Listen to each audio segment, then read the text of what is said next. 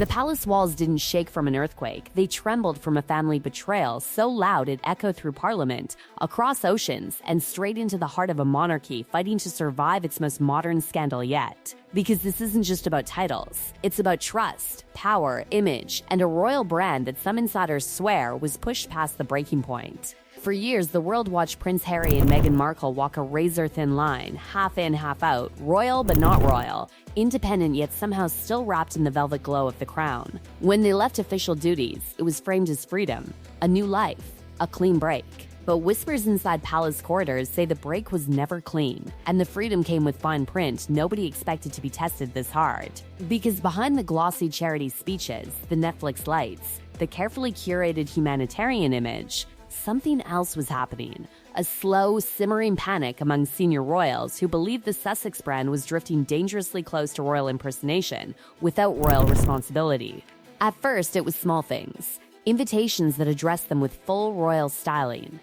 Event hosts introducing them in ways that blurred private celebrity with public duty. Courtiers reportedly dismissed it as confusion until confusion started looking like strategy. Then came the moment that insiders claimed changed everything. Private correspondence, quietly circulated, bearing a style they had promised not to use.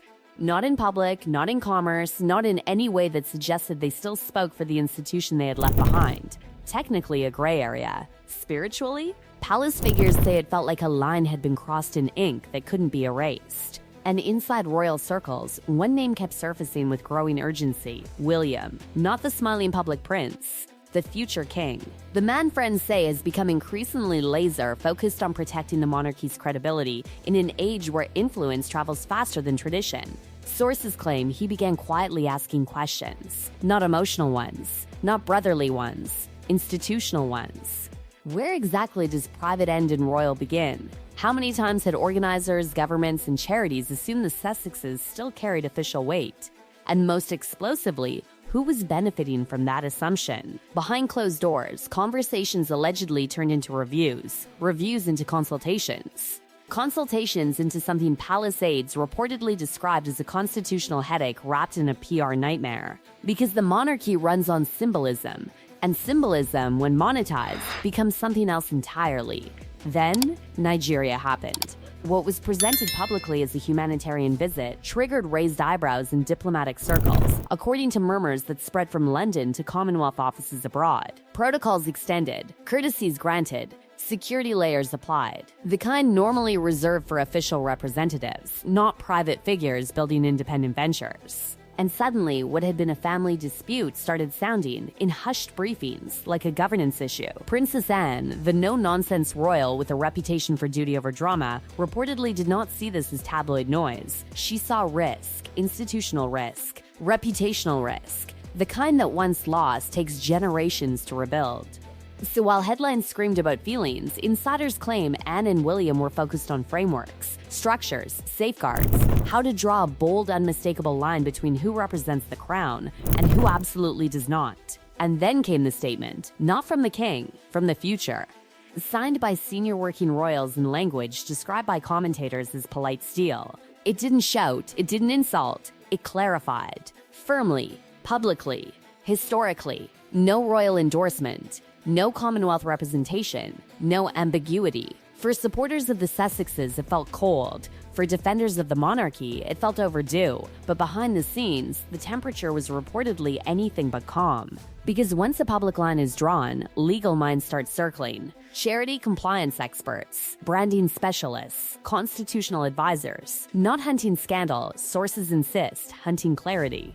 The kind that prevents future misuse, intentional or not. And clarity in royal terms can be brutal. Digital edits quietly appeared. Language softened. Associations disappeared from websites without fanfare.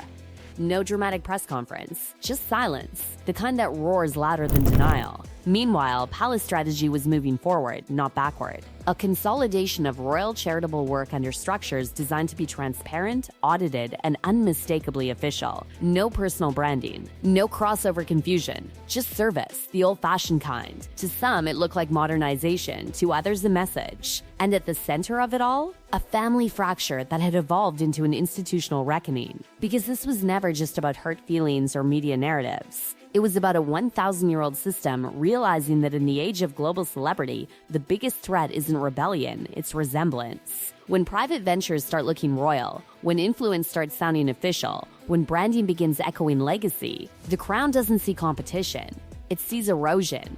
And according to those watching the palace chessboard, the next moves weren't going to be emotional, they were going to be permanent.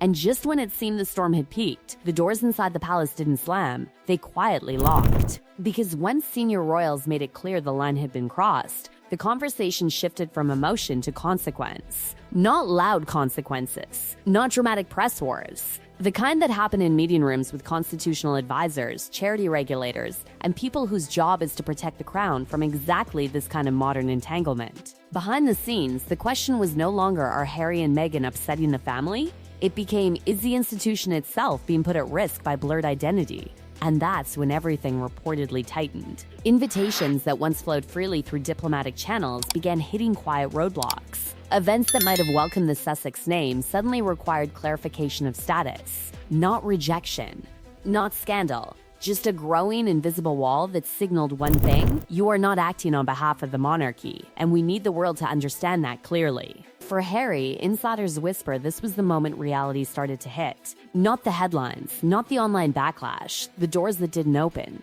Because influence built on proximity fades fast when proximity becomes officially distant. Meanwhile, Meghan's carefully built global image, humanitarian, advocate, modern duchess without the palace, was facing what brand experts allegedly called a credibility squeeze. Supporters still cheered her independence, but critics were louder than ever, pointing at every formal introduction, every title reference, every royal-adjacent courtesy as proof the separation had never really been clean.